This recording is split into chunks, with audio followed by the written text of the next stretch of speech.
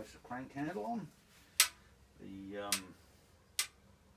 valve lifter is in position, and the fuel shut-off is switched off. So what we do is we get her spinning nice and fast, release the valve lifter,